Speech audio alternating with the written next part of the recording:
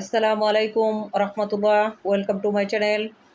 সম্মানিত মুসলিম ভাই বোনেরা, আজ আমি আপনাদের সামনে আলোচনা করব কিভাবে সকলের নিকট সম্মান পাওয়া যায় বা কিভাবে সকলের নিকট থেকে সম্মানিত হওয়া যায় সে সম্পর্কে একটি আমল, ছোট্ট একটি আমলের মাধ্যমে কিভাবে সকলের নিকট সম্মানের পাত্র হওয়া যায় সে সম্পর্কে আলোচনা করব।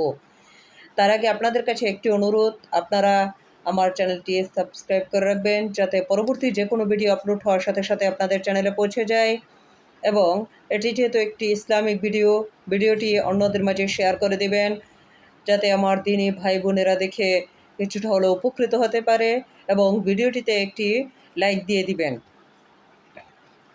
মূল কথায় আসি, কিভাবে সকলের নিকট সম্মানিত হওয়া যায় আল্লাহ তাআলার ছোট্ট একটি নামের আমলের মাধ্যমে বা ছোট্ট একটি নামের জিকিরের মাধ্যমে কিভাবে আমরা সকলের কাছে সম্মানের পাত্র হয়ে থাকতে পারি সে সম্পর্কে আজকে আপনাদের সামনে আলোচনা করব। আল কারিমু আল কারিমু নামের অর্থ হচ্ছে অনুগ্রহকারী। আল কারিমু নামের অর্থ হচ্ছে অনুগ্রহকারী।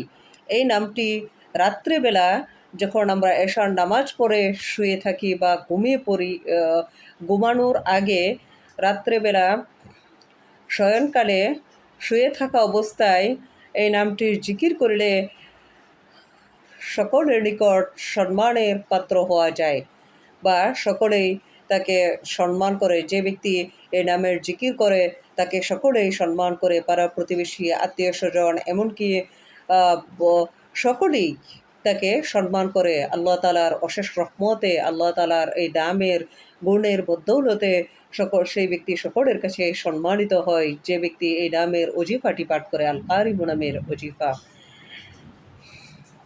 আল কারিমু শব্দের অর্থ হচ্ছে অনুগ্রহকারী।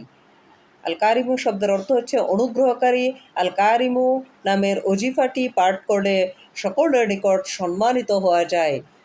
ওজিফাটি আমলের নিয়ম হচ্ছে রাত্রেবেলা শোয়া অবস্থায় শয়নকালে ঘুমানোর পূর্বে এই নামের ওজিফাটি পড়তে পড়তে ঘুমিয়ে পড়লে নিশ্চয় আল্লাহ তাআলা সকলের নিকট সম্মানিত করে দিবেন। আপনারা এশার নামাজ পড়ে যখন ঘুমাতে যাবেন, শোয়া অবস্থায় বা শয়নকালে এই নামের আল কারিমু নামের জিকির করবেন। প্রতিদিন আল কারিমু নামের জিকির করে ঘুমাবেন, নিশ্চয়ই আপনারা সকলের নিকট সম্মানিত হবেন আল্লাহ তাআলার অশেষ রহমতে। আসসালামু আলাইকুম রহমতুল্লাহ।